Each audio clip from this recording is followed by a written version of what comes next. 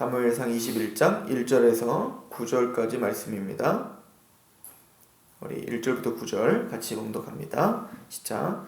다윗이 노베에 가서 제사장 아히멜렉에게 이르니 아히멜렉이 떨며 다윗을 영접하여 그에게 이르되 어찌하여 내가 홀로 있고 함께 있는 자가 아무도 없느냐 하니 다윗이 제사장 아히멜렉에게 이르되 왕이 내게 이를 명령하고 이르기를 내가 너를 보내는 것과 내게 명령한 일은 아무것도 사람에게 알리지 말라 하시기로 내가 나의 소년들을 이러이러한 곳으로 오라고 말하였나이다.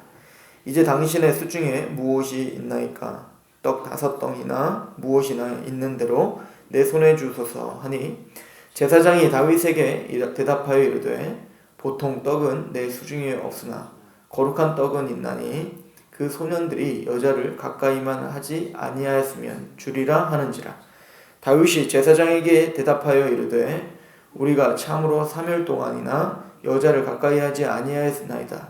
내가 떠난 길이 보통 여행이라도 소년의 그릇이 성결하겠거든 하물며 오늘 그들의 그릇이 성결하지 아니하겠나이까 하며 제사장이 그 거룩한 떡을 주었으니 거기는 진설병 곧 여호와 앞에서 물려낸 떡밖에 없었음이라. 이 떡은 더운 떡을 드리는 날에 물려낸 것이더라. 그날에 사울의 신하 한 사람이 여호와 앞에 머물러 있었는데 그는 도액이라 이름하는 에돔 사람이요 사울의 목자장이었더라. 다윗이 아히멜렉에게 이르되 여기 당신의 수중에 창이나 칼이 없나이까? 왕의 일이 급함으로 내가 내 칼과 무기를 가지지 못하였나이다 하니 제사장이 이르되 내가 엘라 골짜기에서 죽인 블레셋 사람 골리앗의 칼이 보자기에 싸서 에봇 뒤에 있으니 내가 그것을 가지려거든 가지라. 여기는 그것밖에 다른 것이 없느니라 하는지라. 다윗이 이르되 그 같은 것이 또 없나니 내게 주소서 하더라. 아멘. 다윗이 사울을 피해서 선지자인 사무엘에게 갔었죠.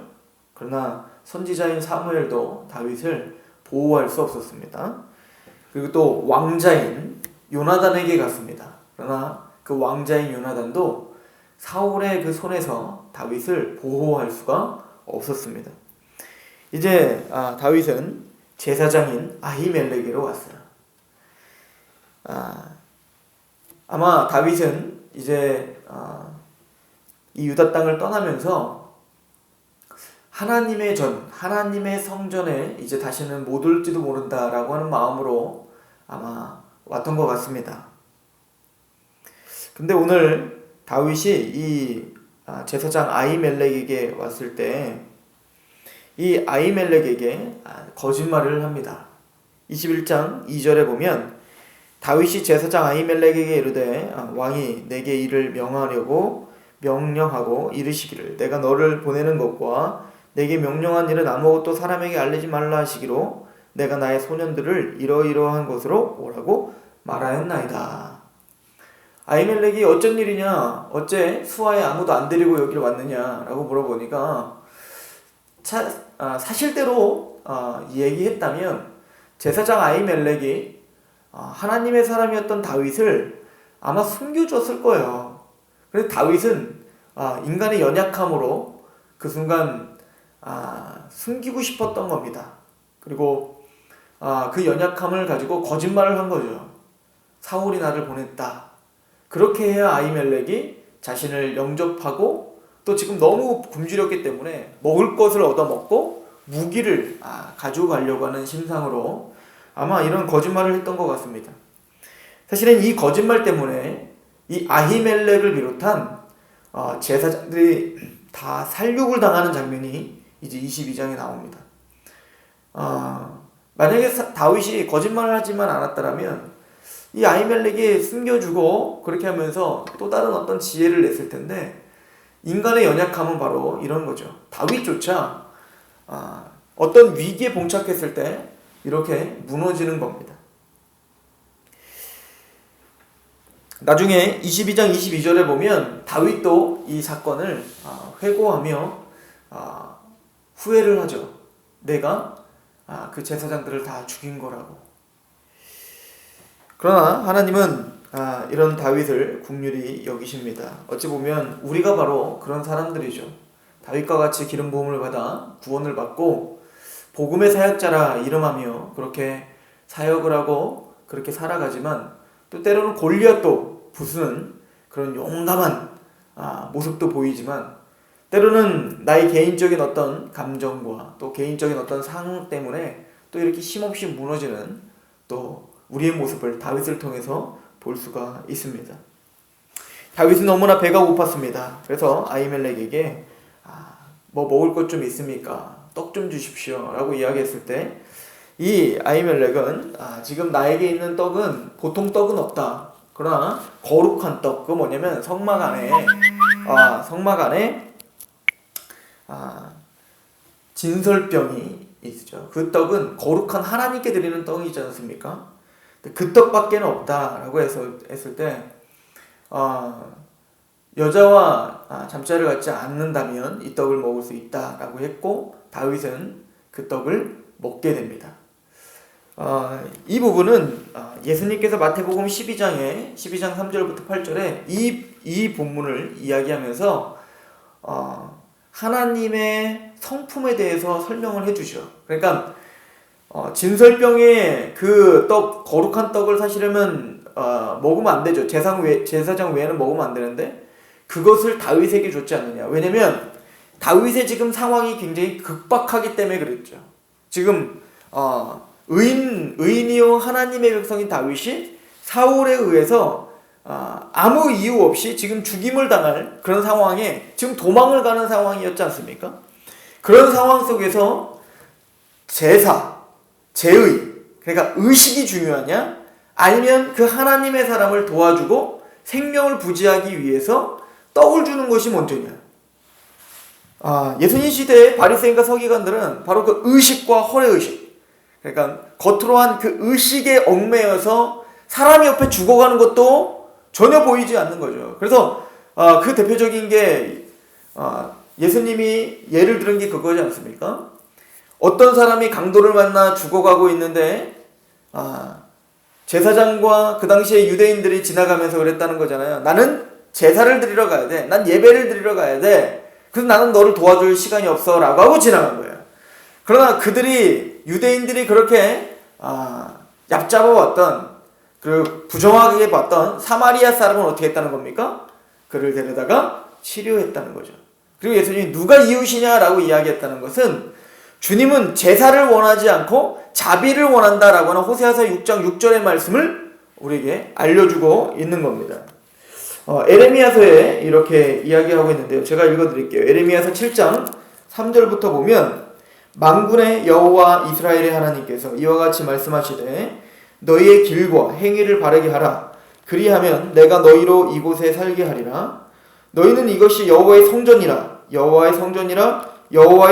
하는 거짓말을 믿지 말라. 너희가 만일 길과 행위를 참으로 바르게 하여 이웃들 사이에 정의를 행하며 이방인과 고아와 과부를 압제하지 아니하며 무죄한 자의 피를 이곳에서 흘리지 아니하며 다른 신들 뒤를 따라 화를 자초하지 아니하면 내가 너희를 이곳에 살게 하리니 곧 너희 조상에게 영원 무궁토록 준 땅이니라. 무슨 얘기입니까? 이곳이 여호와의 성전이다, 여호와의 성전이다, 여호와의 성전이다라고 하는 그 의식과 어떤 겉모습, 종교라고 하는 우리 어떤 겉모습만 치장하지 말고 너희의 속을 정말 사랑할 사람을 사랑하고 과부나 고아와 같은 그들에게 자비를 베풀고 긍휼을 베푸는 것, 하나님은 그것을 원하지 어떤 너희에게 종교적인 어떤 그 형식, 외식을 원하지 않는다라고 하는 하나님이 우리의 중심을 바라보고 계신다는 그 말씀을 우리는 이 말씀을 통해서 또 볼 수가 있는 것입니다. 또한 세 번째 우리가 오늘 본문을 통해서 볼 것은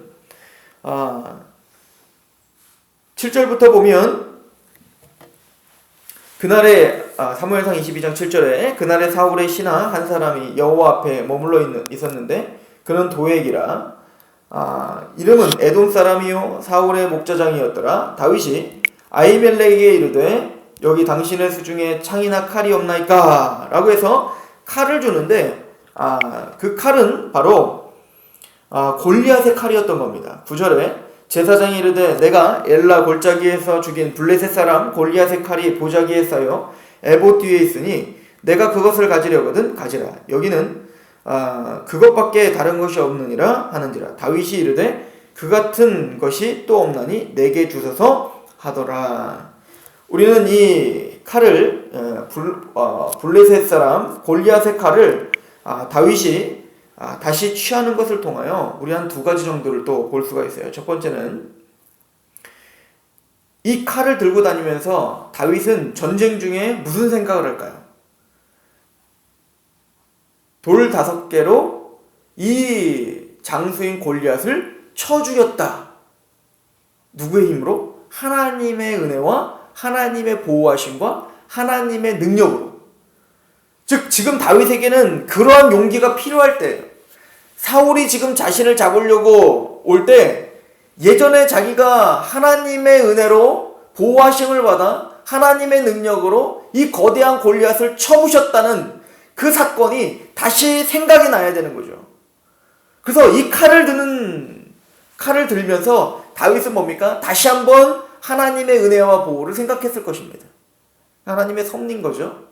또 두 번째는 이 칼은 다윗이 누구에게 바친 겁니까? 하나님께 바친 거죠. 하나님 아버지 앞에 골리앗을 쳐 죽이고 하나님을 대적하는 골리앗을 쳐 죽이고 그 대적의 전리품을 하나님 앞에 드린 건데 이것이 다시 누구의 손에 왔습니까? 다윗의 손에 왔단 말입니다. 즉 이것은 우리에게 바로 예배의 원리, 하나님께 헌신의 원리죠. 하나님 앞에 우리가 우리의 삶을 드립니다.